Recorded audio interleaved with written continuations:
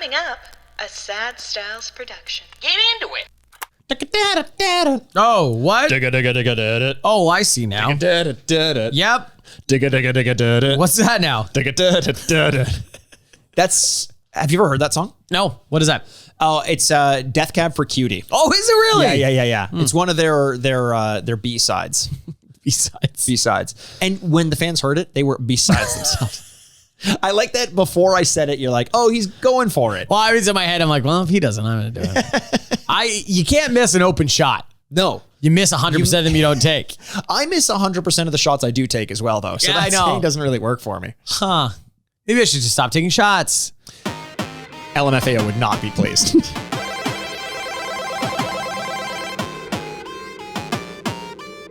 And welcome to the Retrograde podcast where we remind you what you used to love and whether or not you still should. I'm Andrew Bascom, and with me as always is the bad boy of podcasting, Mr. Bebop himself. Mikey, don't cross the Mikeys, Aaron Word. Don't cross the Mikeys.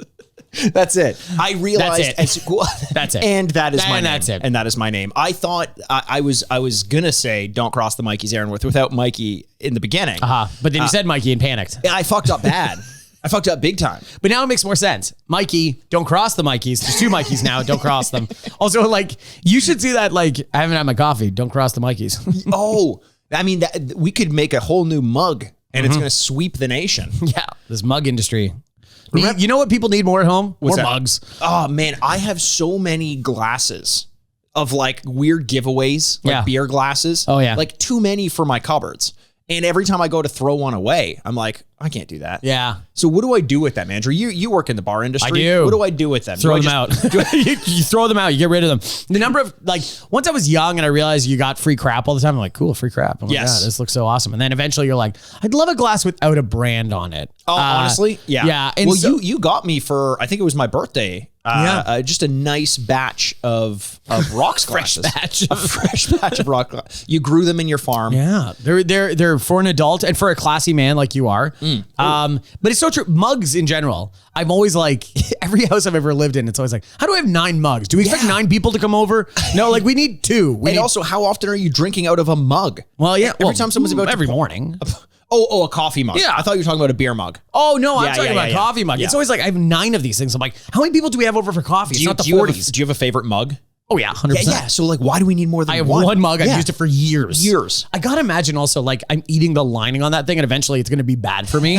Like, eventually I'm getting to the innards where it's like, oh, this was not supposed to be consumed by humans. It'll die, and there will be a ghost mug one day, and we can bust that ghost because today's episode, ladies and gentlemen, is Ghostbusters, the video game from 2009. We thought long and hard about which Ghostbusters game to do because obviously Ghostbusters Afterlife will have come out last weekend, which we're also going to be doing an episode on that movie, a big deep dive spoiler review on our patreon.com/retrograde podcast. It's the Mushroom Club. It's about $5 a month US. You get 2, sometimes 4 episodes per month. We do a lot of nonsense on there.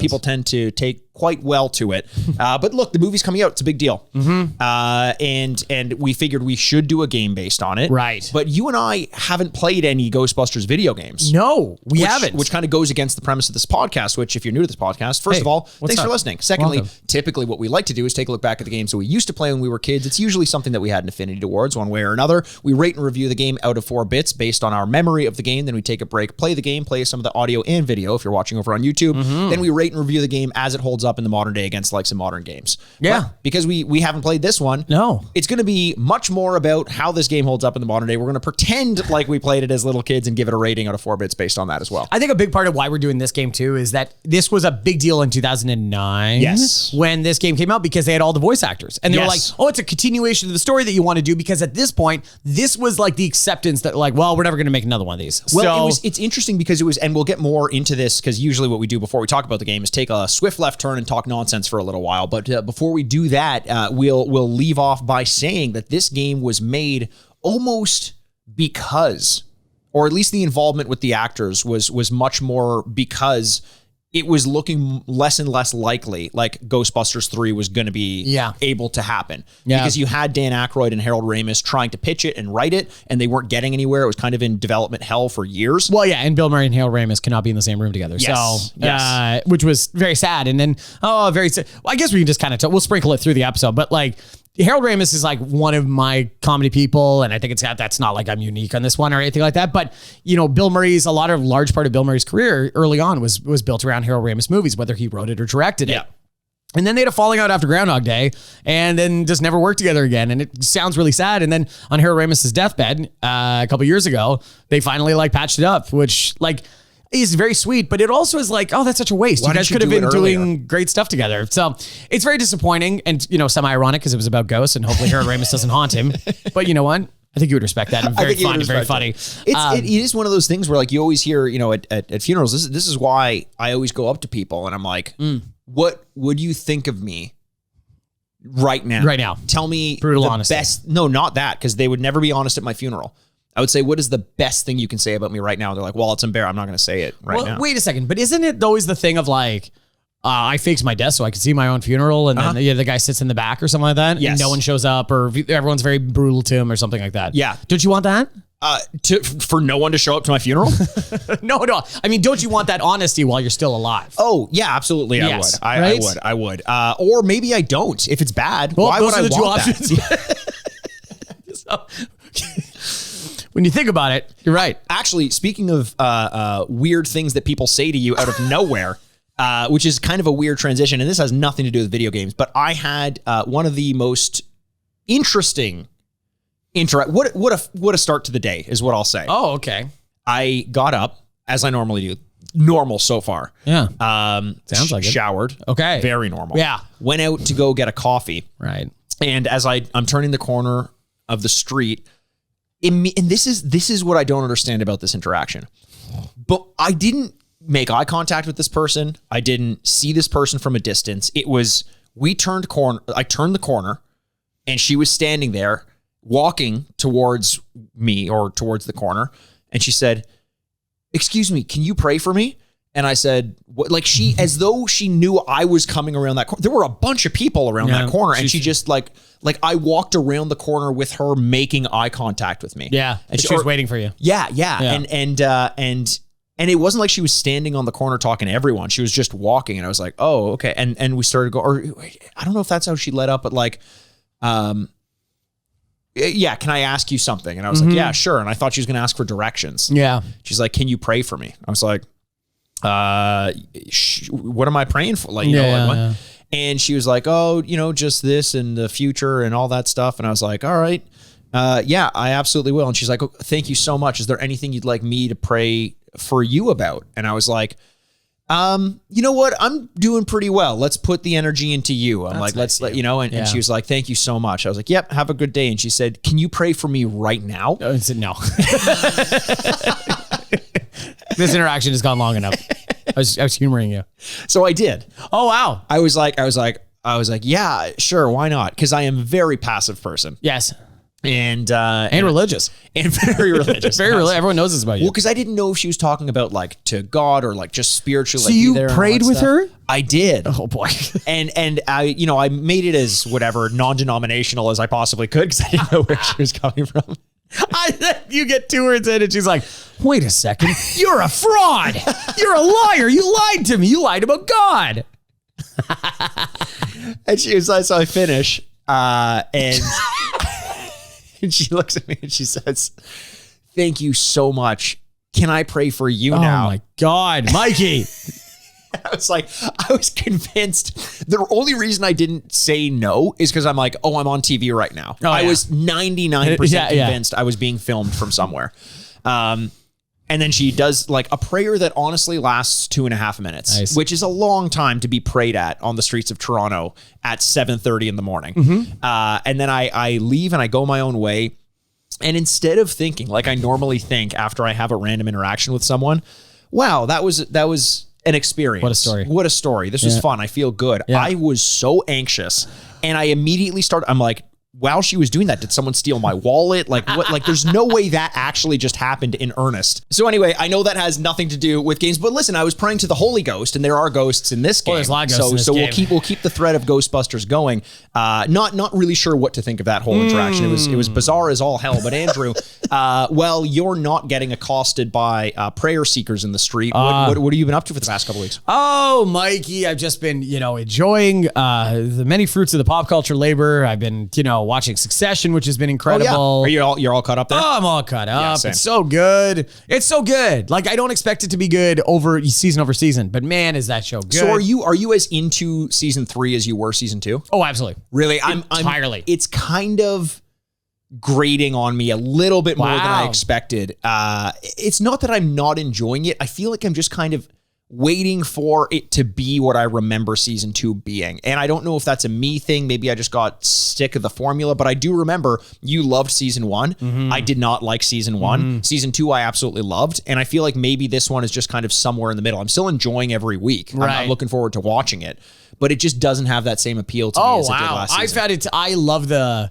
little episodes, like the one where all the siblings are in the same house together. Like that kind of stuff is so good because they're so good together. Yeah. Oh man, it's the best show on television for me. It's just so good right now. Even better than Dexter, the remake. Oh yeah. Have you watched a second of that? No, I'm going to wait until the whole season is over and let people tell me whether it's worth watching. They will be my guinea. There's not a fucking chance I'm watching Who do you trust out there that's going to be like, that's my Dexter guy? You know what? Here's the thing. No one, because anyone who's willing to just watch it and take it on faith that they didn't fuck this season up, I don't think they have a good taste in television. So I don't know if I'm going to believe them if they say we got to watch a Dexter video game and then we'll do Dexter. Oh, there's got to be. There has to be like a point and click. There were a lot of books. I mean, they were all based on books, right? Right. They were like adult Hardy Boys. Books. Oh, yeah. This isn't books necessarily. Okay. But this is something that I've been meaning to talk about for a while. It's completely outdated now, although it is sort of around the time that an IMAX release got pushed onto Disney Plus. It's Shang-Chi. Oh, Shang-Chi. And the Legend of the 10 Rings. 10 Rings. All 10 of them. The version I had was bootleg. I only saw 9 rings in it. What the hell? Yeah. They shorted you one. They shorted me one. Wow. Actually, and it wasn't really like. They put it in, but it was just an onion ring. And that was done in post. And I was like, the fact that they did that feels more expensive somehow. Yeah. But I feel like it's almost when video games have that DRM, like a anti-piracy, something built into the game where it allows you to play it, but in a very inconvenient way or something like that. Like there have been games where if you're playing the pirated copy, you play like 2 or 3 hours and then there's a puzzle that you just can't solve. There are so many good examples of that. None of them are coming to me right now, which is unfortunate. Oh, let us know at home at Retrograde Mikey, at Retrograde Andy. Have you ever done this? The DRM piracy thing? Oh, yeah. Have you got stuck on one? Tell us about it. Well, the best part about it too is that a lot of the times people will complain, like they'll go to the developers, like your game is broken, this and that, and they know it's like, oh, it's not broken. Yeah. You're just a fucking scumbag. And the feds are on your way to your house. Yes. To rip that 12-year-old right out of the house and like cuff him, throw him in the back with some hardened criminals. You saw Shang-Chi? I saw Shang-Chi. I saw Shang-Chi in the theaters. Yes. When I think because that was one of the first movies I saw coming out of Post-COVID. Post Malone. Post Malone, post lockdown, out of the post, the post. Like obviously the movie with Tom Hanks and Meryl Streep, the post, the area on the basketball court. Yeah, no, out of the lockdown. Yeah. The thing that my tongue got stuck to when I licked it in the winter. Oh, were you in Christmas Story? Oh, I was in Christmas Story. Yeah. That was the first movie. I think it was one of the first movies I saw. So you saw it at home as part of Disney Plus Day or whatever they did, because they just moved a bunch of movies over there. Yeah. Jungle Cruise, things like that. Yeah, and Jungle Cruise is another movie that I will watch. Yeah, of course. I'm 100% gonna watch it. You're a rock stan. I'm a rock stan. I basically, like, if I were a Pokemon trainer, I would be all Geodudes. You'd be Brock. I'd be I would be Brock. Which close to Rock. Looks like the Rock too. Yeah. Looks exactly like the Rock. Rock. He is basically the Rock. Same hairstyle. Same affinity, same frame. Same creepiness towards all women. All women. Not all women. Not all women. Brock also has a tequila brand he won't shut up about. Absolutely. So you saw Shang-Chi. I did. Man, that was a Marvel movie, eh? Yeah. Did not feel like one until, like you mentioned, the second half or so. There's the third giant act. fight. But the third act even still kind of felt less Marvel-y than a lot of third acts in Marvel movies. I mean, yes, it's this big sweeping thing, but the first... we're going to spoil it. Like, just heads up. We're going to spoil it. We don't have to dance around. This movie's a couple months old. Like, we're going to talk about this. Just heads up. Yes. Skip ahead 5 minutes. Skip ahead 5 minutes or so. I was very impressed. Simeon Liu, I think, as his charisma on screen and everything, fantastic. Unbelievable. His acting is okay. That's fine. Yeah, it does the job. He's a star, though. He's a fucking star. You just see it comes off the screen. You're like, oh, this guy's a star. And I couldn't believe that he wasn't trained in martial arts prior to this movie. Why is that? Racism? Racism. I was like, aren't they all born with this talent? No, it's because he's so good at it. Yes, he's incredibly athletic. Well, he was a stunt guy for a long time. Before was he really? Yes. Because that's weird, because I saw he posted a video saying like he could barely touch his toes before they started training for it. And he kicks ass in this. The bus fight scene is one of the best fight scenes that's crazy, in Marvel. Like, it is so good. It makes zero sense that it happened. Yes. But I think they learned from like the Spider-Man thing where going like, oh, let's not have to explain the whole fucking thing again. Yeah. It's just like, he knows. And so like the second he rockets one of those guys to the back and Awkwafina's like, whoa, who are you? And he's like, and he just starts kicking ass and you're like, perfect, good, I'm good. Don't do more than this. Yes. I think, I just love that bus scene. I thought it was so good. And then that's why I think the third act disappointment where they're fighting on magical dragons is so disappointing, because the hand-to-hand stuff was also good. Yes. That I wanted more of that. But it got very sweeping, like very mythological in a way that Marvel often doesn't. Maybe with the Eternals it does because it's dealing with gods. We haven't seen that yet. But it felt like you were part of a much bigger story. I just can't imagine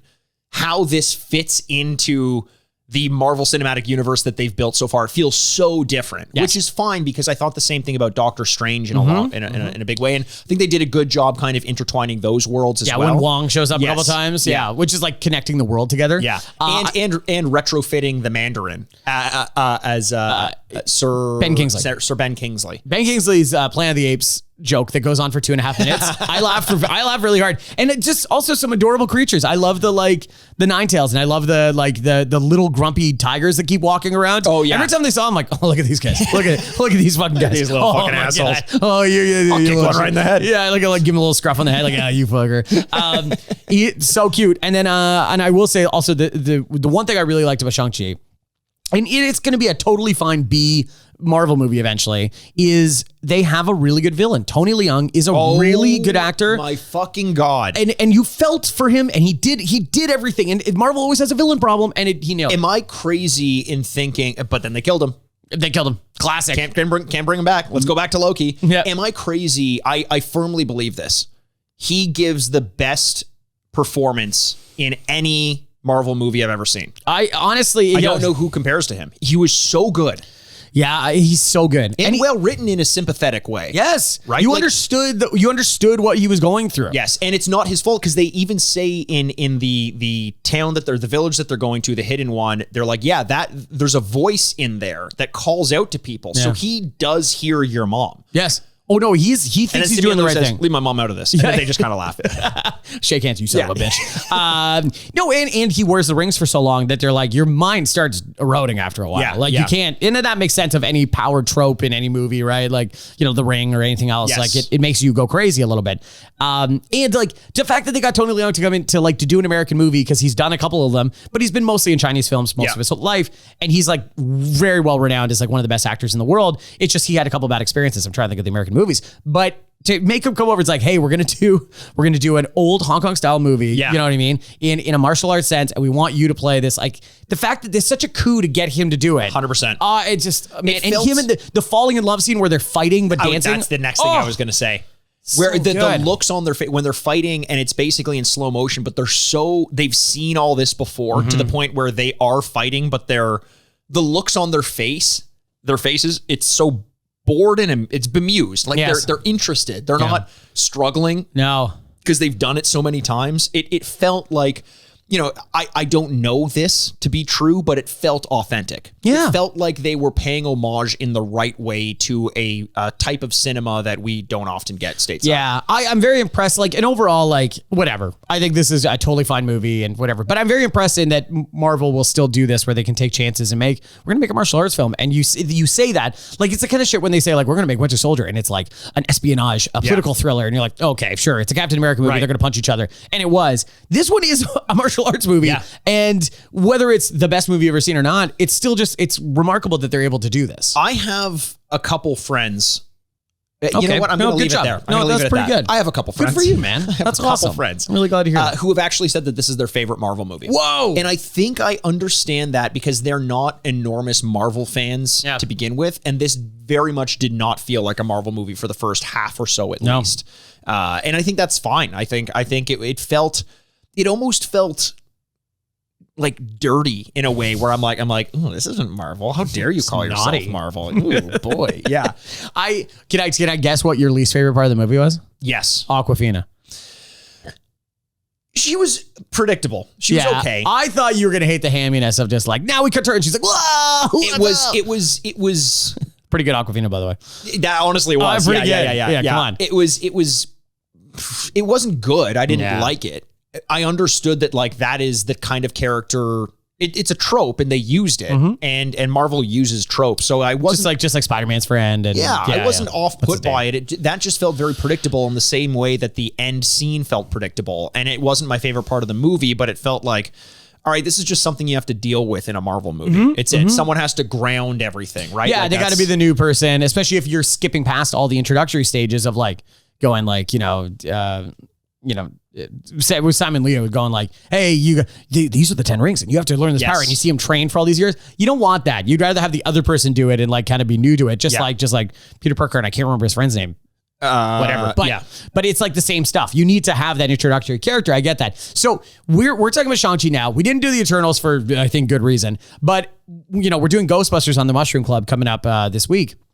So that being said, we were going to pick out some big movies coming up because there's been so many movies that have been saved for so long that like during COVID, it feels like we're being spoiled right now. 100%. They're coming out all the time. And I think I'm going to take a wild guess the next big one will be Spider-Man that we'll go see and release an episode about pretty soon, because that'll continue our Marvel movie conversation, probably where we're at. It'll be a State of the Union, and then we can continue it on from there. One that is very much, or that is a lot more timely, an episode that's more timely than what we've been doing with something like Shang-Chi. I don't know why it took me so long to see it. I just didn't feel like getting out to the theater.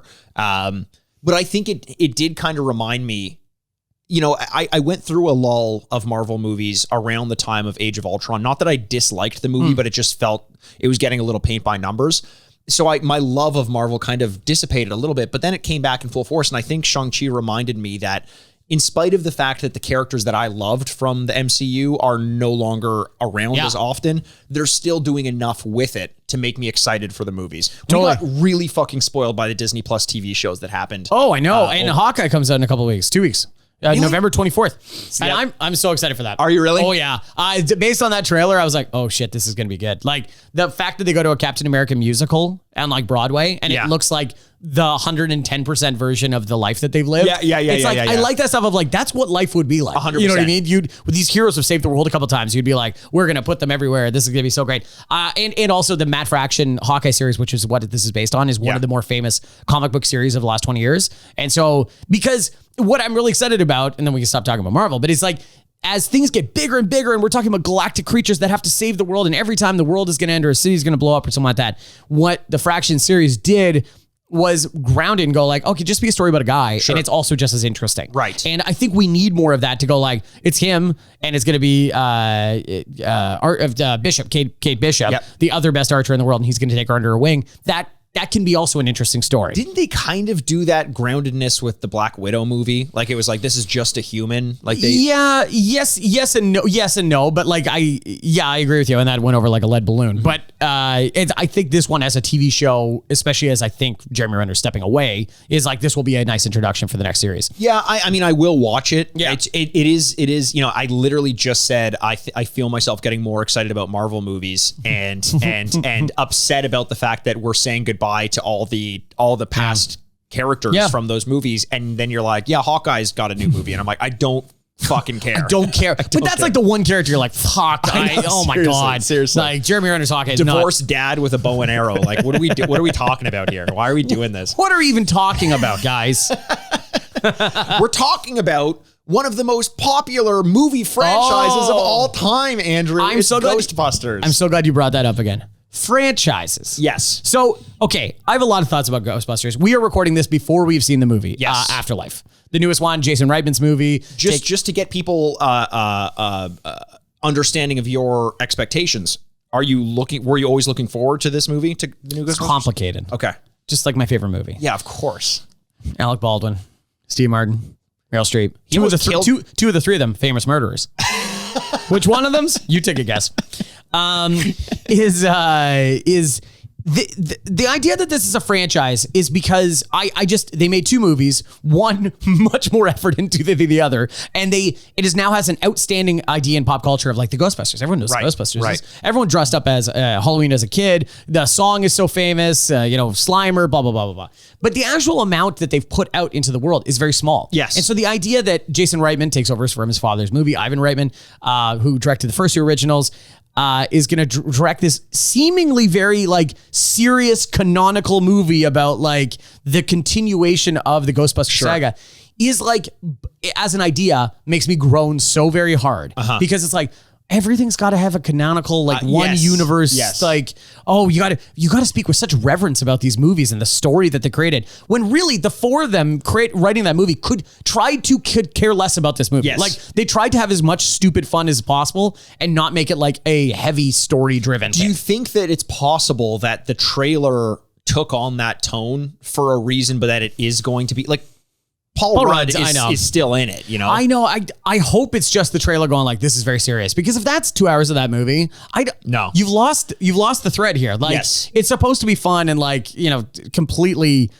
one of the best parts about Peter Venkman, about Bill Murray, is that he doesn't care about anything. Yes. He doesn't care about the other three guys. Yes. Like, and that's the fun part. And so I always laugh. But then being said, I see the trailer and I'm like, oh my God, fuck yeah. Did you really? Because Look, it's funny because you're the one saying, why do we care so much about Ghostbusters? And I'm like, well, it had a big impact. Like, I understand why people love it. It's so iconic. Yeah. Granted, deservedly so. I don't know. I mentioned in the preamble, I'm not sure if it will have been recorded, but Ghostbusters is basically the Sonic of movie franchises. They had a couple really good, or at least one really good entry. One movie. And it skated on that in perpetuity. It had some other entries. It just hasn't been very good since then. And yet everyone speaks about it with this reverence. I kept seeing, even the remake with Kristen Wiig, and it wasn't because it was all women. I was just like, I don't fucking care. I don't care about a Ghostbusters remake. I tried watching it afterwards, just wasn't for me. Because women aren't funny. Yeah, that's what it is. Yeah, that must be it. But then we got this announcement of Ghostbusters Afterlife, and everyone was like, "Oh shit!" Now we're into it, and I'm like, "Why?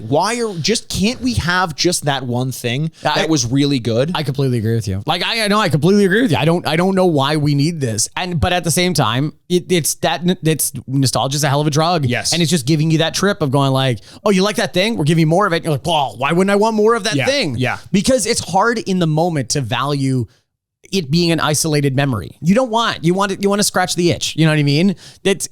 So even though doing that's not going to let it heal, right? So like so just even with a little bit of seriousness, like the fact that like they are Harold Ramis's like ancestors, and they go to Grandpa's crazy place and he's dead, and like the fact that the one thing that got me from the trailer is when they watch the old ad on YouTube and it's like, who are you going to call to bust the ghost from the first movie? And they call the number and somebody answers the phone and it goes like, we're closed. And it's Bill Murray on the voice. You're like, oh God, like all that sense tingling over your body. And I wish it didn't affect me. Maybe I'm more mad at myself, Mikey. Okay. Maybe the end of the story is whole. That's usually the dynamic. It's just I hate myself. And so do I. Yes. Yeah. Like, how dare you bring us down the way that you do? Do you know what I'm saying though? Like, I'm not going crazy, right? I absolutely do. Yeah. I understand the conflict as well of like, there is a part, I would love for this to be great. Yes. I really would. I don't think we needed it, but if it's great, fucking awesome. Yeah. I'm not rooting against it. Yeah. I also just am not keeping my expectations that high. I do get as well, there's a part of you that's like, why do we treat it with such reverence if it only had one thing? I kind of see that as very impressive. You know, it was one thing that has echoed through time so significantly that we assume that there's been more to it, and yet there hasn't. And I think one of the reasons for that is because it's so... it was so impactful that it's been referenced not by itself, but by every other. If you have something retroactively looking to the 80s, which is the only way you could look to the 80s, is retroactively. It's going to reference the Ghostbusters. It's going to.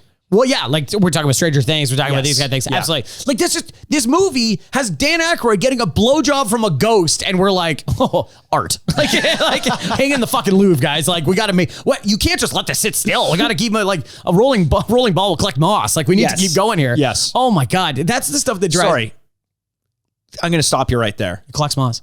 Can you say that again? A rolling ball collects moss. Okay, there's so much we need to unpack about this. Dan Aykroyd gets a blowjob ghost. That is not. We don't need to unpack that. And his eyes go back into his head. His belt comes undone.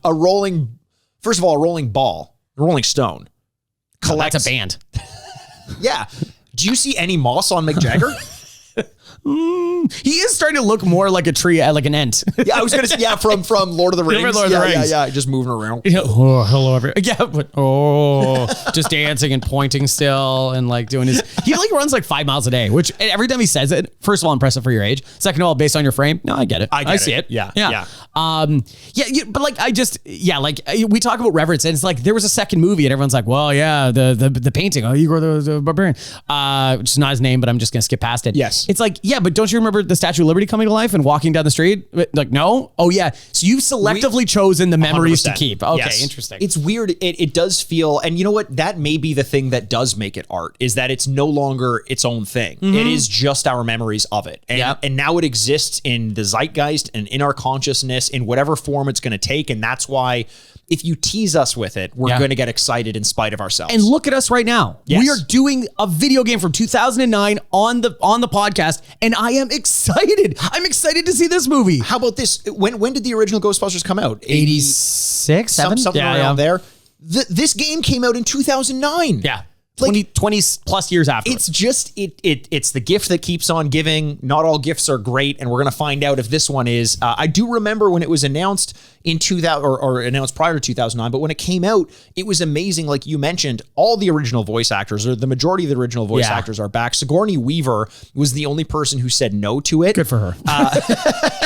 But then she learned that Bill Murray had said yes. Oh. And she said, okay, I'm in. And they said, it's too late. We've developed half the game. We can't let you in now. Yeah. It seems like Bill Murray's the real linchpin for this whole thing. I bet you he is. And you know what? We always look at Chevy Chase as the asshole of that generation. Yes. And Bill Murray is like, oh, isn't Bill Murray the best guy? But like, they have a very similar story in terms of being notoriously I'm really glad you brought that up. With. I know, I'm glad you brought that up, just because it seems like more of like the second half of the career where Chevy Chase didn't have one, and so therefore we're like, what a dickhead.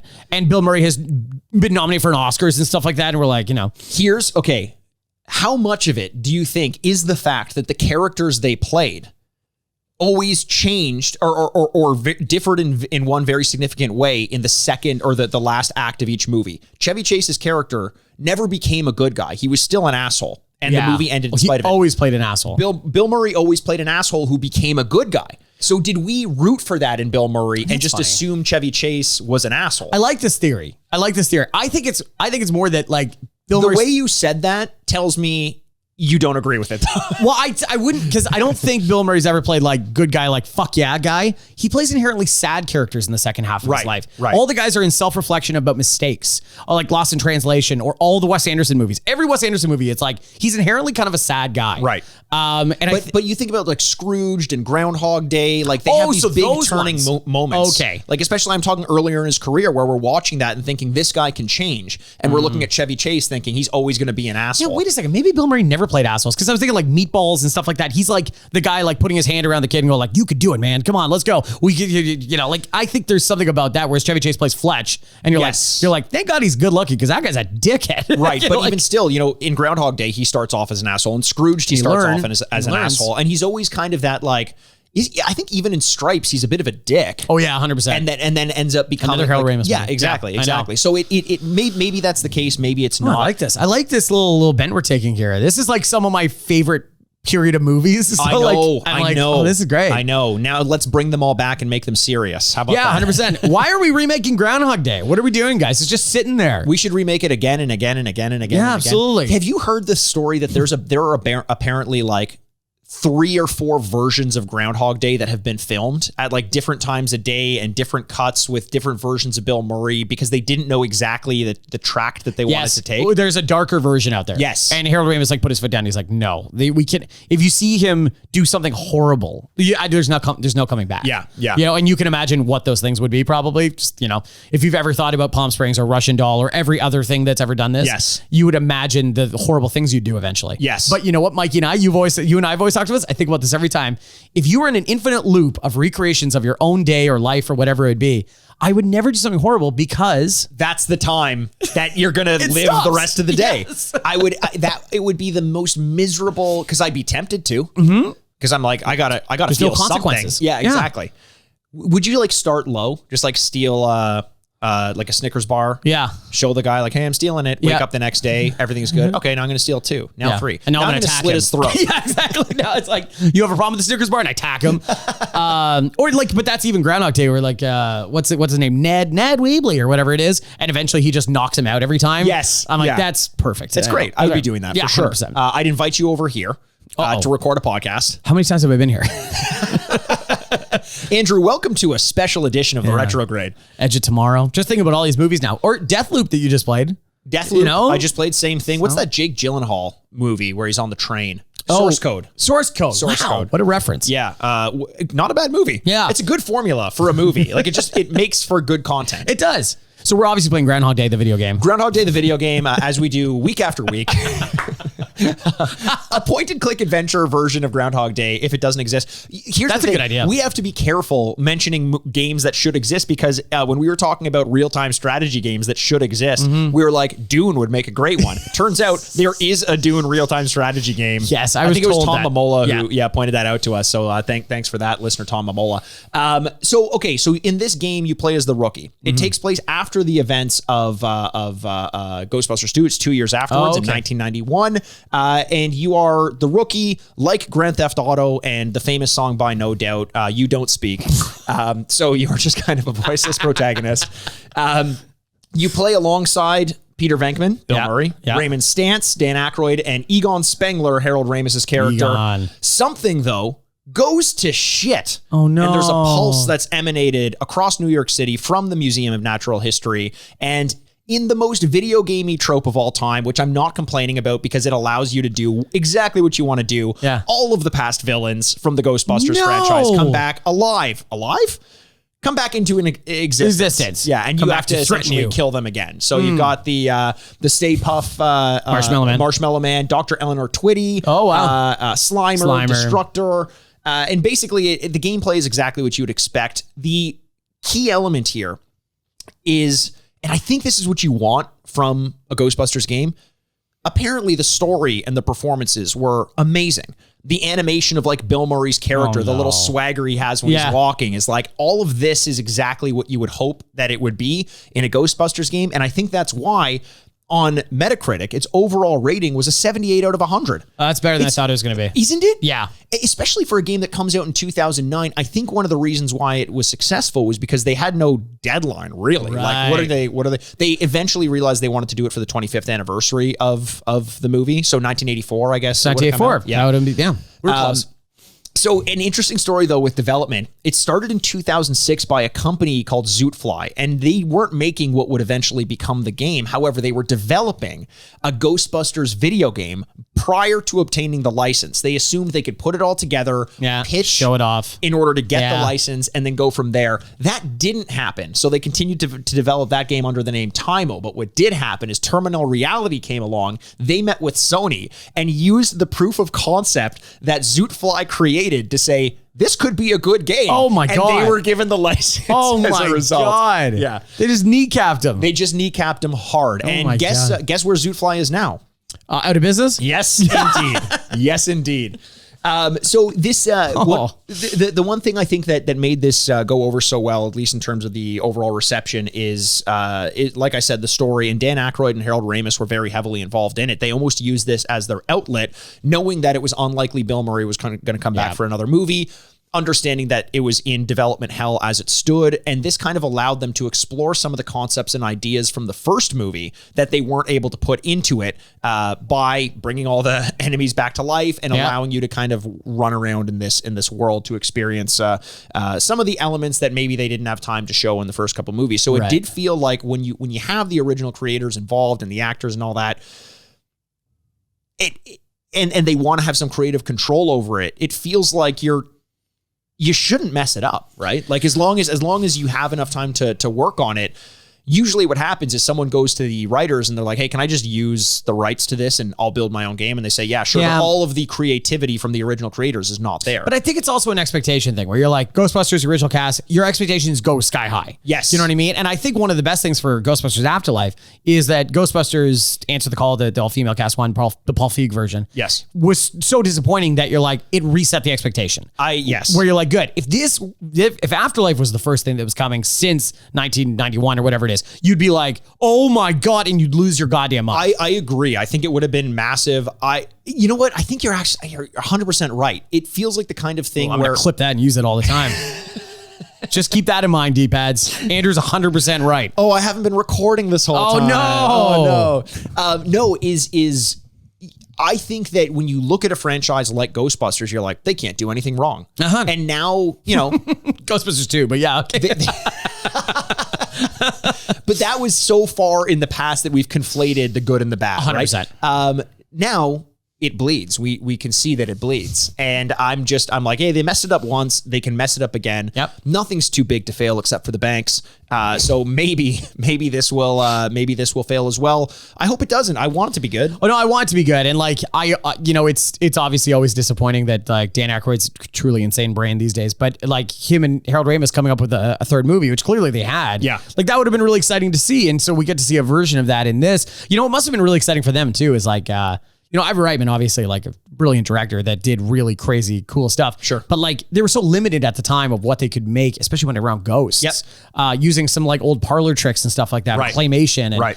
And, to go to 2009 to do this, and they go, what do you want to do? And they're like, well, you can do anything you want. And they're like, we do anything we want. Exactly. Like, oh my God. And it just allows them probably, like you said, like the script does not have to be in line with what practical limitations there are anymore. So hopefully this game delivers, because I have kind of not high expectations, but I expect to laugh a little bit. I expect the controls not to be terrible. And if it's an excuse to go back into the Ghostbusters world that we love, I'm here for it. I 100%. And I think the last couple of weeks have been a nice nostalgia test between Age of Empires and then GTA. Grand Theft Auto, to be like, these are nostalgia games for us. We loved these games growing up. And now we're talking about, and there's substance to them too. Yes. Now we're talking about something that's a nostalgia trip, and we got to find out if there's a substance behind it. Exactly. And I think that's going to be fun. Will we imbue it with our own mental substance, our own ectoplasm, if you would, because we want it to be good. Who knows? Yeah, but we're going to find out. So again, usually we would rate and review the game as we remember it back when we played it, but because we haven't, we're going to do that after the gameplay. So we're going to take a break now. We're going to play some of the gameplay. Again, if you're not watching over on YouTube and you want to go check out the gameplay portion, go check it out. Leave us a like, subscribe. That'd be big. Smash that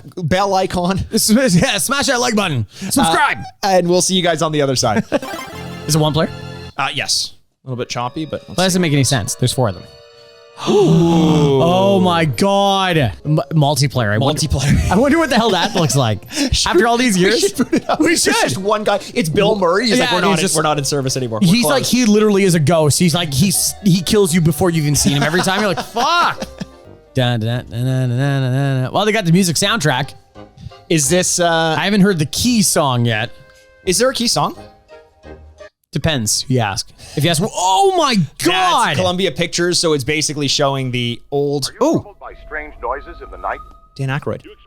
This is the ad I was talking about. The actual ad for the Ghostbusters is playing in the beginning. Seen a spook, specter, or ghost? If the answer is yes, then don't wait another minute.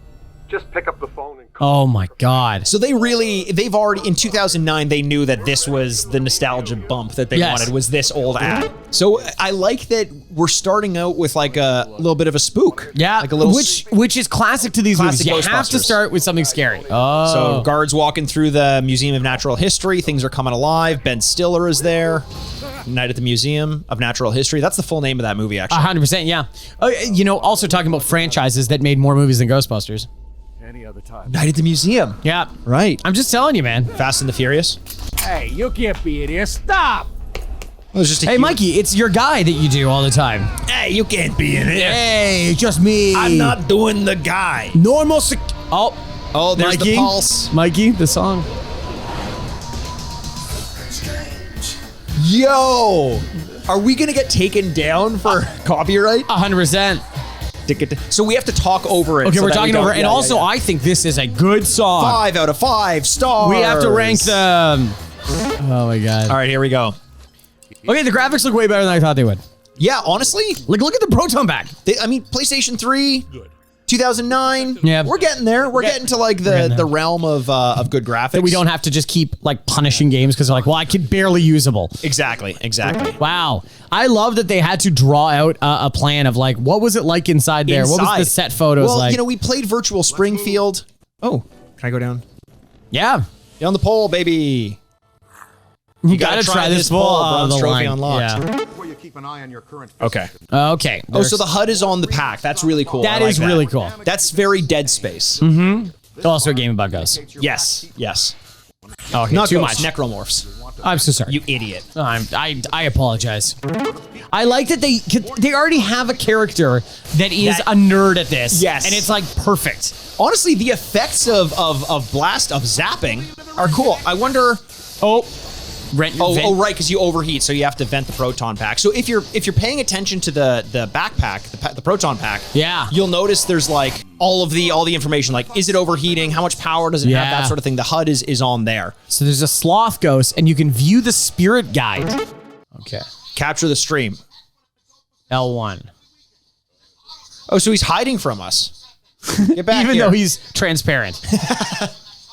Okay, L1. Oh, nice. Oh, cool. Oh, so you slam him to the ground. You know what? That actually reminds me of Luigi's Mansion. Same kind of thing. Yeah. Oh, I can't wait to slide out the kick pad. This is awesome. This is actually so really cool. Man. It's actually like it feels kind of good. Like I don't know, there's no real health bar on him as far as I can see. So it's hard to tell how we're doing here. We're still following the guide Yeah. of like telling us this is what we need to do. Oh, Okay, deploy throw your trap. trap. Dan Aykroyd is so Dan Aykroyd in this. Isn't it weird knowing that like he does love ghosts and aliens and stuff like that? So he probably wrote this as like a nonfiction. I saw that the three of them, the three surviving members of Ghostbusters, were on Seth Meyers the other day. Oh. And it's really cute, but it's just like, you got to imagine they're like, hey, Dan, just chill for a bit, okay? Like, just, can you be good for a while? Oh, get into the Ecto 1. Have you heard my Crystal Skull vodka? Yeah. Well, you know why that is? You know why they're pyramids? And they're like, oh, Dan, Jesus, man. You gotta like, shut up. He loves that shit. Like, this Sedgwick Hotel. Oh, looks pretty good, eh? Yeah, honestly, graphics not too bad. We're looks seeing pretty just a little bit of choppiness right now because we're recording at the same time. But you know what? It's funny. I think you just expect shit quality. You do. When you hear kind of quote unquote retro game and Ghostbusters. Like, did I just literally go? Did one pass through you? It is. I do love the image of them dressed up in all their Ghostbusting gear, walking into a very fancy hotel. It as well. works. That'll never get old. Like 100%. It's. Do you know why they wear that too? Is the idea was always that the original one was that it's like 200 years in the future, and ghostbusting is now like an extermination job. Yes. Like it's not respected. Yeah. And so that's why they gave them like a coverall, like Oh, that's amazing. mechanic type That's work amazing. attire. I mean, I do love that they put you in like literally first person just for this moment Yep. to be in an elevator with Bill Murray and Dan Well, Aykroyd. it's the closest to your experience with them previously in the movie that this is how I would have viewed them, except they're talking directly to Yes, me. exactly. It's almost like a roller coaster ride, like the Back to the Future ride was in Universal or True, something. true. Hey, are you ready to do this? Oh man, that should be absolutely a ride, by the way. The Ghostbusters? Yeah, do you want to bust some ghosts hell together? yeah, Here we hell go. yeah. Except it's a handgun. Oh, Bill Murray almost killed a bellboy. Yeah. Should have gotten out of the way. Oh, look at the mark he left on the ceiling. Does that happen when you shoot it? Yeah. It was doing that. Oh, can I? Oh, yeah, I can't. Oh, I'm so sorry. Wow, it burns into the hotel wall. That's so cool. That's awesome. Also, I get money for destroying stuff. I haven't figured this out yet. Yeah. Do you not understand the economy? If they kick into the Ghostbusters theme every so often, but I bet my you what God. they paid for is just that first hit. What's Slimer doing back here? Well, this is where we found him the first time in the movie, right? So we should have finished the job in Ghostbusters HQ. It's fucking just strangle him to death. Fucking asshole. All right, let's do this thing. Let's go, you dickhead. Yeah. Goes through the wall. I mean, it does create great chase sequences where they can go through the wall and exactly, and they could come out at any time. That's spooky, and I don't like that you brought that up. There you go. Press triangle. Oh, so it's got its own little detective mode. That's kind of neat. Okay, so we're scanning the ectoplasm. I mean, this trope in video games, the detective mode, we saw it in Condemned, we saw it in even Batman. Like, I just don't love it. I really don't love it. Well, it takes you out of the game too. I understand that like it wouldn't all just be chase sequences and stuff like that. But putting you in the first person is an interesting way to get some scares out of you. We'll see if they do that. Oh, maybe not. Oh, Slimer jumped out in front of us. Holy moly. That was pretty cool. That was fun. Because we're like, where do we look? Where do we look? And right as you look at it, he jumps out and spooks you. Whoa! We're just annihilating these guys, all of us. I mean, this is the power fantasy you've always wanted. Yes, this is exactly it. You'll notice I'm not very good because Andrew won't let me use pilot controls. Oh, it's chaos is what it is. This is chaos. Destroy some of the glass up top. I want to see that. Oh, yeah. Yeah, that's awesome. I like the destructible environment. That's fun. The destructible environment's great. You get money for every time you do it. For some reason. It's cool. I mean, like, here's the thing. You know, I played Luigi's Mansion recently, and that doesn't necessarily feel better than this. No. Luigi's Mansion's combat is a little bit more boring. A little bit easier to understand what's going on. Like, I feel like this is still kind of all over the place, but the chaos is kind of enjoyable.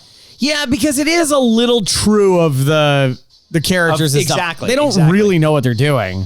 Oh, just a human being standing by so here we go. It's the ballroom again. This is just like the first movie. So, I mean, at what point is it too much fan service?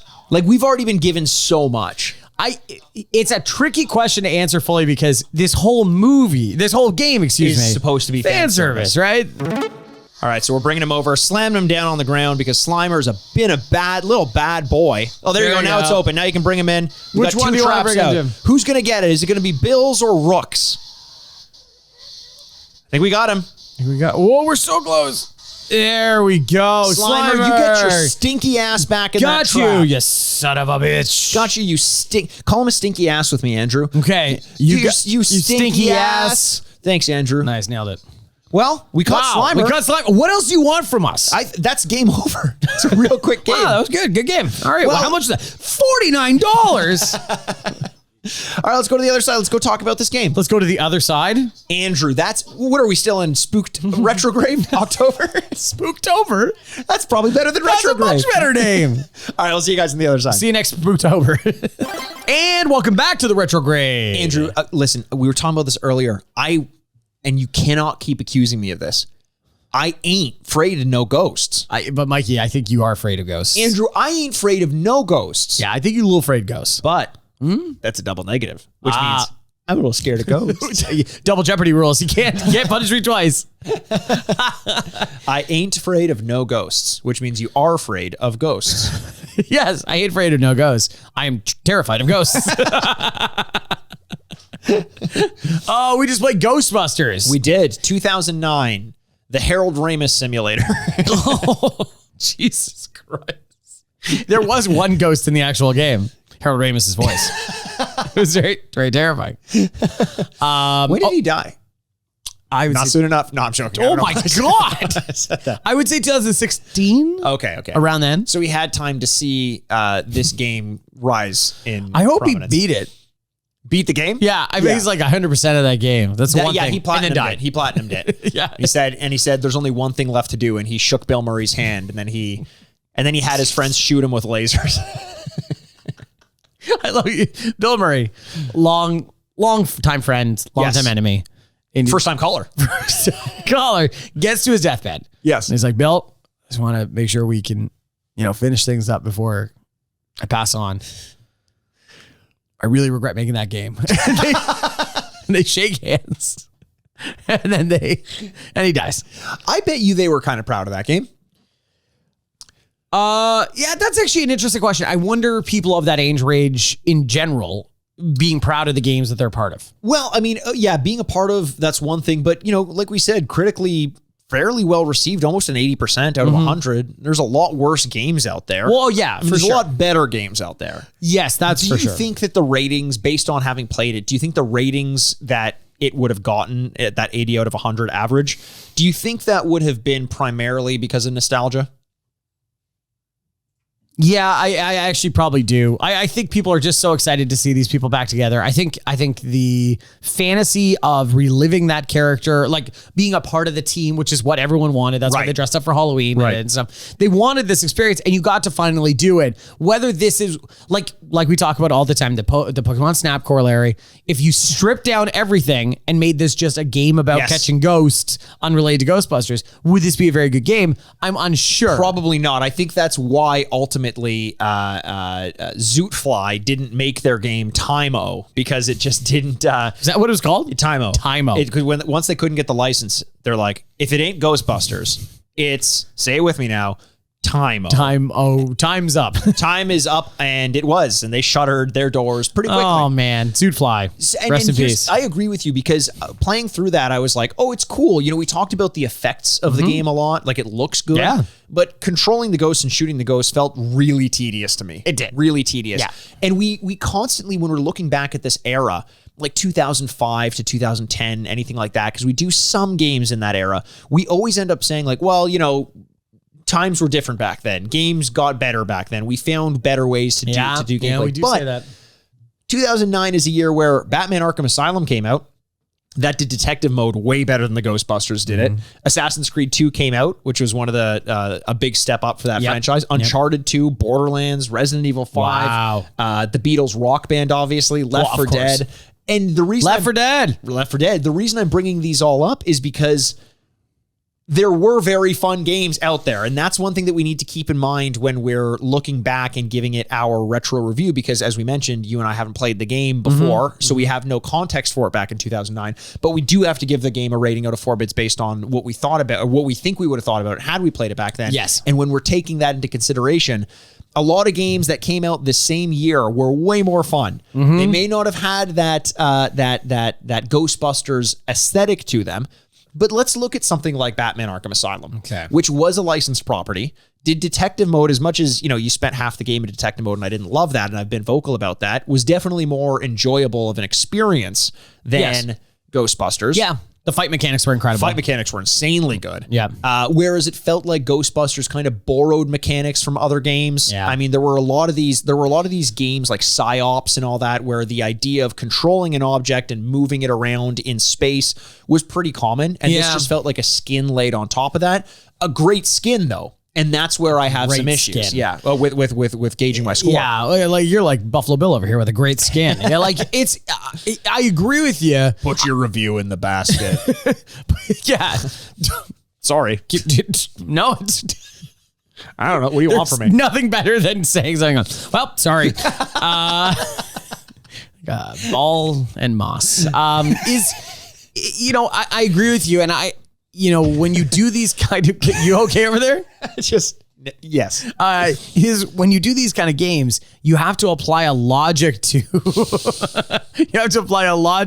that didn't exist previously. Right. If you had to sit there with Harold Ramis and Dan Aykroyd and go, so how do these photon packs work? And they're like, proton, sorry. And you're like, now who's the idiot? Now you apologize. You're the idiot who put it in my head.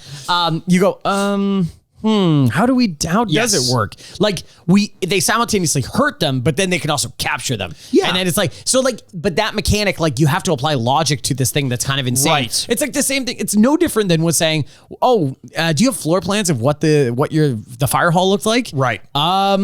No, it's like, well, we got to figure that out. Yes, you know exactly. What I mean? Finding a way to gamify what we saw in the movies and recognizing that it has to translate to controls. And maybe they were handcuffed a little bit by the fact that there just wasn't a ton that you could do with the controls to make them exciting in a different way. No, like fun. I understood. I like that they tried to make a detective element and an action element.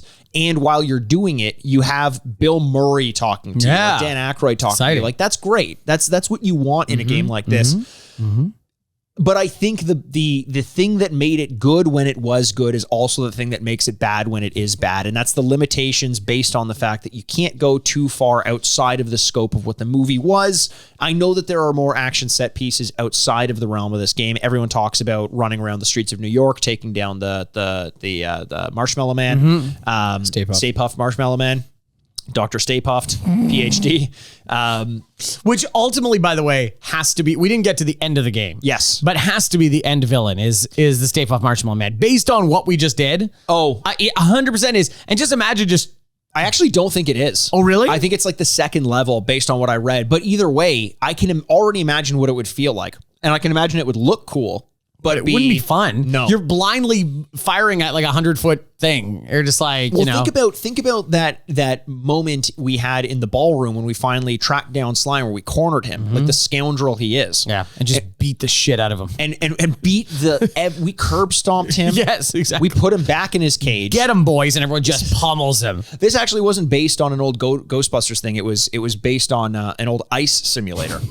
Just cornering things and beating them into submission, putting them in a cage. Putting them in a cage. Waterboarding them. Yeah, I didn't enjoy this game because of that. It was awful. I do like that they reskinned it, because I don't think the other one was very fun at all. That was going nowhere. Was it Call of Duty? It's Call of Duty. Oh my God. Yeah. So I don't know.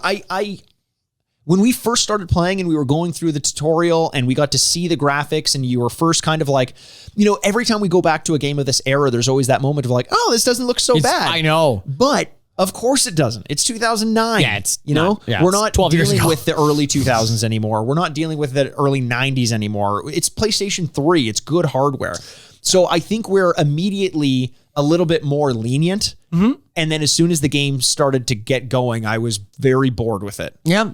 Yeah. We played a game, that was 8 years earlier with GTA 3. And I understand we're comparing something to GTA 3, which is like, pretty well-renowned game. But like, the controls on GTA 3 were a lot better than this. But you know what? The shooting I don't know about that. Yeah, the shooting was awful. The shooting was bad. Yeah. But the controls weren't bad in this. It was just the overall mechanics they felt unrewarding. I always use the word chunky. Like I like to feel something tactile when the controller rumbling as you're shooting and you're making contact with the ghosts. Sure. But I think them trying to dial back the heads up display and make it very cinematic, like games often did at this point in time, almost made it more difficult to enjoy the fact that you were damaging. We went at a certain era, and this is kind of interesting, from games where it was like, let's strip everything back, like Dead Space. We don't want a heads-up display. It's all interactive, like right where it is, to realizing that sometimes what people really want are like numbers coming off of the heads of enemies every time you shoot them, like a Borderlands, where it's like, this is how much damage you're doing every time. It's satisfying. It's very satisfying. And that satisfaction I didn't have in this game. Right. And I think it's a choice that they made to make it more cinematic, and it just didn't land really well for it's me. impossible to know, like, they're ghosts. So it's like, do they have a health meter? Or like, you can almost have this internal conversation around. Do you not watch the Learning Channel? I didn't. You don't watch the TLC, the Learning Channel? I didn't say I didn't. I haven't. Right. I will get to it when I've finished the other stations. Let me say one thing really clearly, and I'm going to say it once. Okay. I'm right here. Okay. You're listening? Yeah. Because it feels like someone needs to take you to school. To listen? About ghosts. Okay. Okay. All ghosts... comma, yeah. You fucking idiot. Oh, yeah. Comma. Yeah. Sidebar. I can't believe I have to explain this to you. Internal thought. Beat. Yeah. Beat. Yeah. Have health bars. All ghosts have health bars. All ghosts have health bars. And TLC taught you this. They said, don't go chasing waterfalls. But if you do, be careful for ghosts with health bars. You can imagine them in the writer room having this conversation like, well, do we give them health bars? Right. Like, or do they flash? Or what do we do? But you need something. You need something, because otherwise you're blindly firing this photon back. And I like the fact that you can kind of see based on the, I hesitate to say body language. But you can tell by their body language that they're running out of steam. The body language of the ghost, like, I'm getting real tired of this shit. Well, it's hard to have body language when you don't have a body. Oh, right? Yeah. I like it. But it's hard to even see the body language because they're in the proton pack and they're all lit up. Yeah. And it's hard to see what's even going on. Well, okay, that is like one of the complaints, and it's like just too much of a good thing.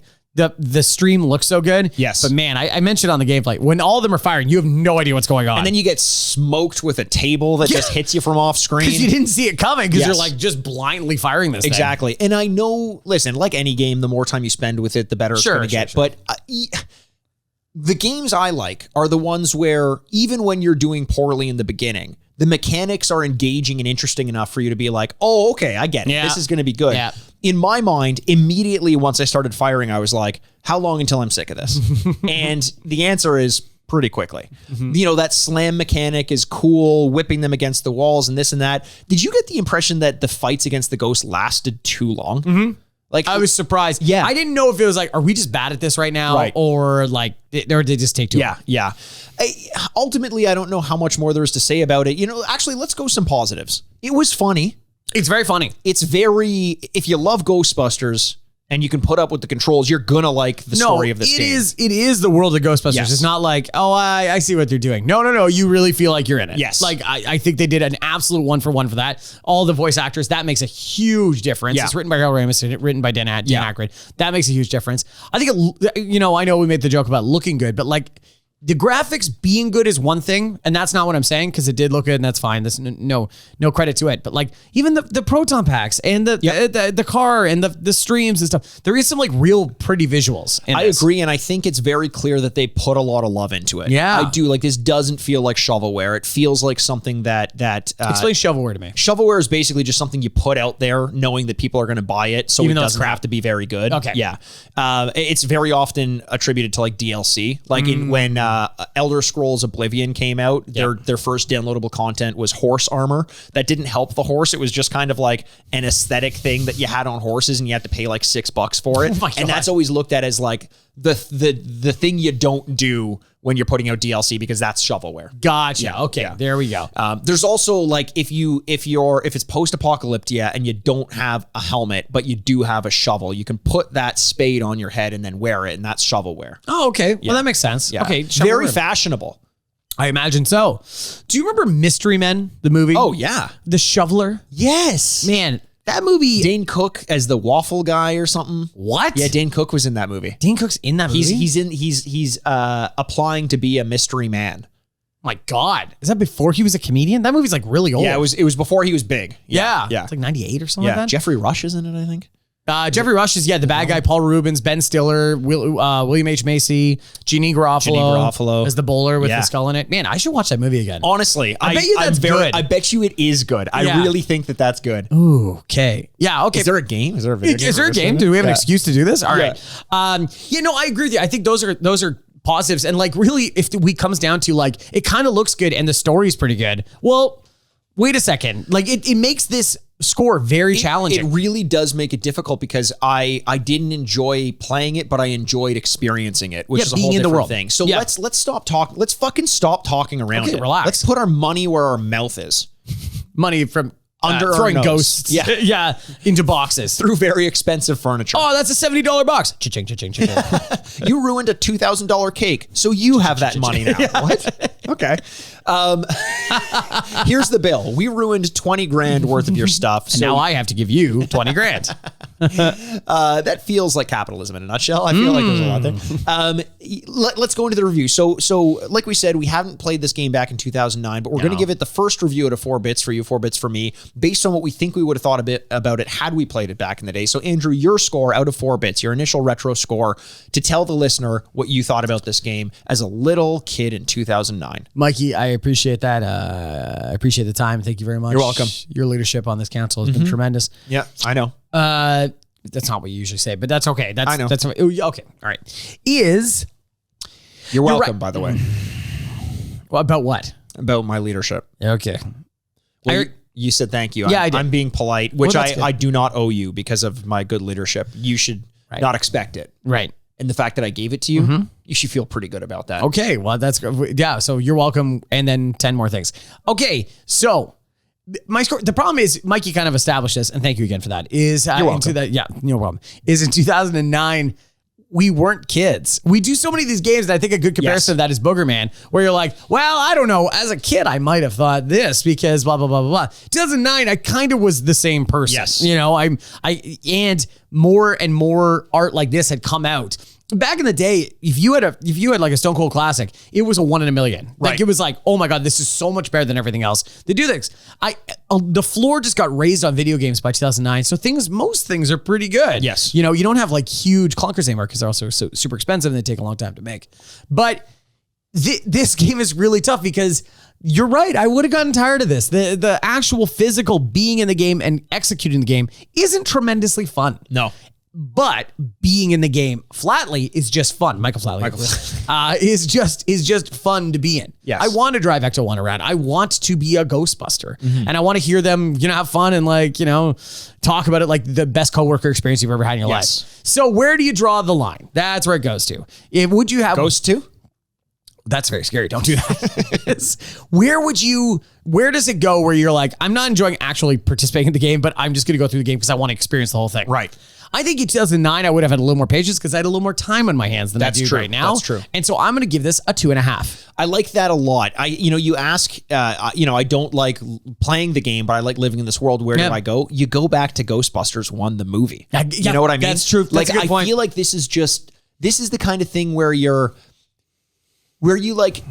you imagine there's something you want and you get it and you realize you didn't actually want it. So you pretend to like it more than you do. And I feel like if I were a huge Ghostbusters fan, which I am a fan, I'm not a huge fan, but I would have been playing it like, this is really good, right? I love this. It's so fantastic. 100%. But I agree. This is 2009. Uncharted 2, one of my favorite games of all time, was out.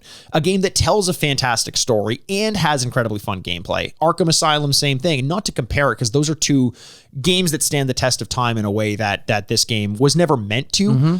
But the issue I have here is, you brought up the Pokemon Snap corollary, which always comes up on this podcast. If you strip away the Ghostbusters element, this game becomes so generic. Yeah. And not fun. And we say that about Pokemon Snap a lot, but the difference is... A lot of games. A lot of games do that. But Pokemon Snap did it in an interesting way, which made the gameplay very unique, very different. It felt like a different game, even if it wasn't necessarily fun without taking a picture of Pikachu. If you were taking a picture of a bird, it may not have been as enjoyable. It would have been a game you get in a cereal box. Exactly. Yeah. Exactly. This one just felt like a middle of the road, forgettable game that would have come out at the time. So I wouldn't have been rushing out to play it, and I wasn't. I was very well aware that this game existed, and I chose not to get it. But I agree with you. If I were an enormous fan, and I think a lot of people were, I would have enjoyed at least some time with it. Got some extra jokes. They do a very good job of making you feel like a Ghostbuster, including in the first person, sitting in an elevator and having Bill Murray and Dan Aykroyd turn around and look at you, and I'm like, that's fucking cool. Yeah, that's really cool. It's cool. I'm giving it a 2.5 for that because it was a labor of love, and it was boring. But I played a lot more games that I've given a 2.5 for that had less character to it. Yeah. And I'm really crediting the character and the love that went into the story of this game. Wow. I was surprised. I thought you were going to go lower than that.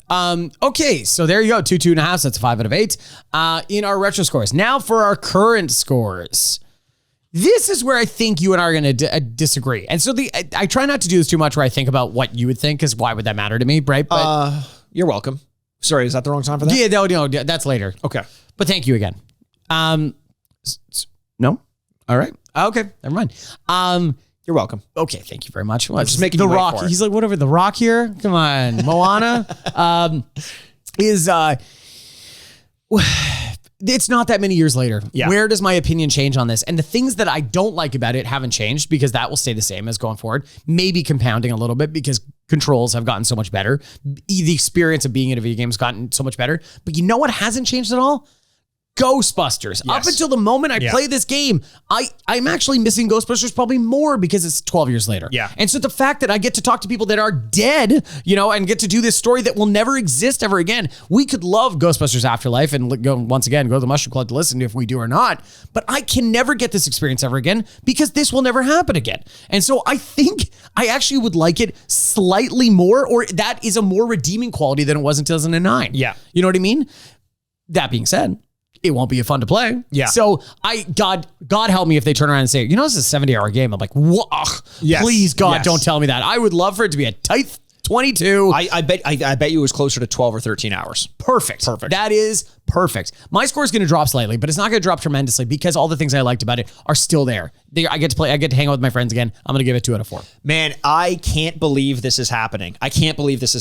But I'm actually going higher than you on this. What? For the exact same reasons. I agree with you. All of the things that I said that I didn't like about it in 2009 remain the same today. There are better games to play. But as I said earlier, that's not why you play this game. No. And like it or not, you cannot separate the fact that this is a Ghostbusters game from the game. Yeah. If you did that, totally different score. But you can't. This is, like you said, a way to get back to the closest to the original feeling of the Ghostbusters I think we've gotten since the original Ghostbusters. Remains to be seen about Afterlife because we haven't seen that yet as of recording. Yeah. But, there is a remaster out there. It's available on Steam for about $25, $30. So if you wanted to play this with updated graphics and potentially some smoother controls, it's there as well. I can't recommend playing another game over this one to bring the score down because there isn't another game like it out there. This is your option if you want to play the Ghostbusters in the best form a video game has to offer. So I'd feel like it was arbitrary for me if I brought the score down because I'd have the same thoughts now as I do then, and you either like it for that or you don't. If you don't like the Ghostbusters, stay far away from this game. But if you like it, it might be worth picking up and playing. Yeah. So what's your score? 2.5. 2.5. 2.5 out of 4. Wow. So that's together a 9.5 out of 16. I'm surprised about that. I'm just surprised because with you, I feel like your mother could design a video game and you're like, I don't enjoy the handle or something like that. And you'd be like, I hate it. And so I'm surprised you got past the controls. Yeah, but here's the thing. The controls aren't bad. Yes. The mechanics are boring. Yes. But if you're playing it because you want the experience of playing with the characters of the Ghostbusters, then the mechanics don't matter any differently now than they did back in 2009. Right. The game is the game. It's totally playable.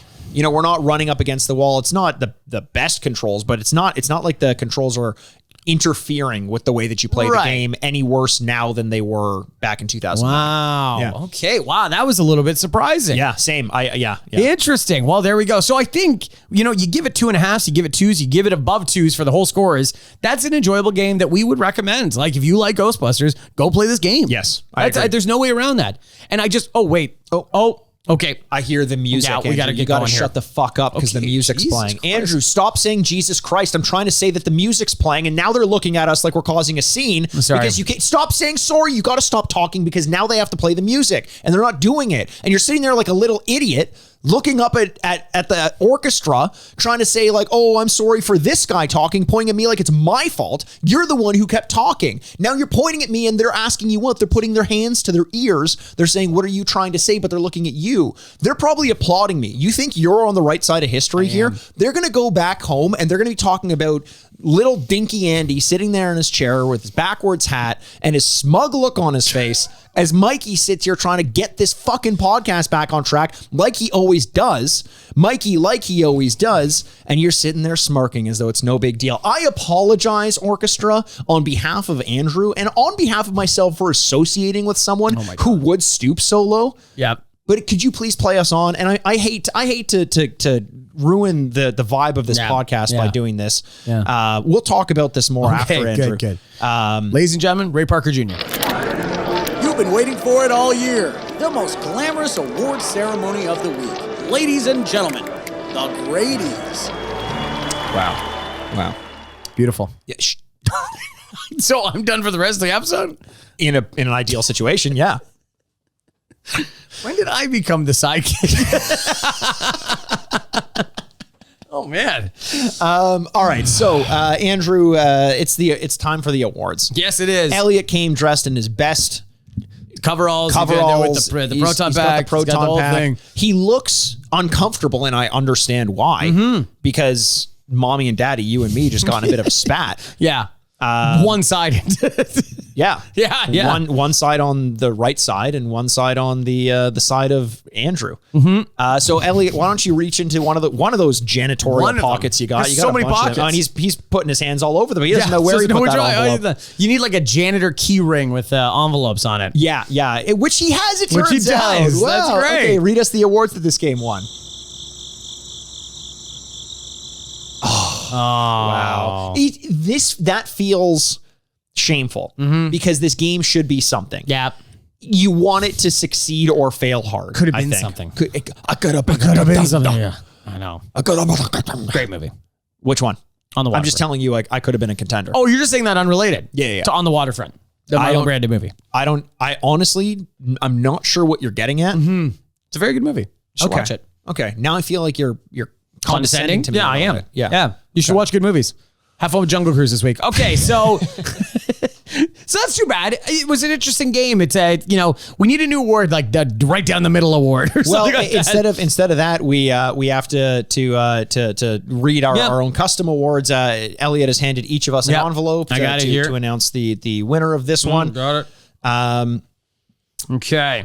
Okay, so I'll open mine. Okay, you go first. Yeah. Yeah, Okay. I got it first. Okay. Yeah. Okay. I actually kind of saw this one coming. Oh, what is it? This one is the Bill of Rights Murray Award because every fan should have a right to play this game, and then Murray is also in there somewhere. I'm sorry. I'm sorry. Is that on the card? I'm sorry. Yeah. It says on the end. I'm sorry. Oh, okay. Good. Elliot is disappointed. Yeah, he's shaking his head. That feels bad. He's trying to check more pockets for the punchline. Okay, so my award is My award is we got one. It's obviously a hit made from an IP that didn't have a video game previously. Yep. Yeah, how you doing over there? You doing okay? Yeah, you know what? I just got to rethink some things. It's been 3 years of this, and I feel like I'm not getting any better. I ain't scared of no ghosts. Oh my God. I think I just saw the ghost of my podcasting career flash. His soul, your comedy soul just comes out of your body, flies away. Bye-bye, everybody. Oh my goodness. Speaking of souls and bodies, Death Cab for Cutie. Yeah. Oh my God. We're just on fire today. All right. So that was Ghostbusters. We want to thank you so much for listening, but also we can't wait to go watch Ghostbusters Afterlife. It is something that we had penciled in there for a long time. So please go over to the Mushroom Club at patreon.com/Retrograde Podcast, where we're going to be doing that and talking about it like crazy. Absolutely. Another movie that I think we should do on this podcast at one point, like crazy. It just feels like the demographics really cross over. I think everyone's been demanding it. When's the last crazy podcast coming? Yeah. I think we would have gotten a sequel if what's his name didn't run himself over with his own car. Oh, Anton Chekhov? No, that's the playwright. No, Anton Chekhov. Anton Chekhov. And here's the thing: is as soon as I saw that car, I knew it meant something. That's so funny. I was gonna do a thing where he's like, he left the gun out and they got run over by a car. He broke his own policy. God damn it. Okay, thank you so much for listening to the Retrograde Podcast. We love every single one of you. We can't wait to talk to you soon. My name's Andrew Bascom, and with me as always is the bad boy of podcasting, Mr. Bebop himself, Mikey Aaronworth. This is the Retrograde Podcast. I'm sure it is. Game over. Thank you so much for listening to the Retrograde Podcast. We look forward to recording this podcast all week long, and we hope you guys look forward to listening to it. You know how we got into retro video game podcasting for the money and the babes? We're really in it for the ratings and reviews. Money is ratings. Reviews are babes. Please subscribe, rate, and review wherever you enjoy podcasts. For any business inquiries, you can always email the retrogradepodcast at gmail.com. You can find us on Twitter at retrogradepod. And you can find Andrew on Twitter at retrogradeandy. And then Mikey at retrogrademikey. Instagram at the Retrograde Podcast. And remember, find us on Patreon, patreon.com/the Retrograde Podcast for all of your non-essential but very much enjoyable content. We don't ask that you give us much, apart from joining our Patreon. But what we do ask is that you join this community that we've grown. Also, give us some of your blood. I want some of your hair in a bag. Thanks for listening from your two dads. Furnished by Sad Styles Productions. Hope you're all excited to hear some Ghostbusters. Here's how we would attack children.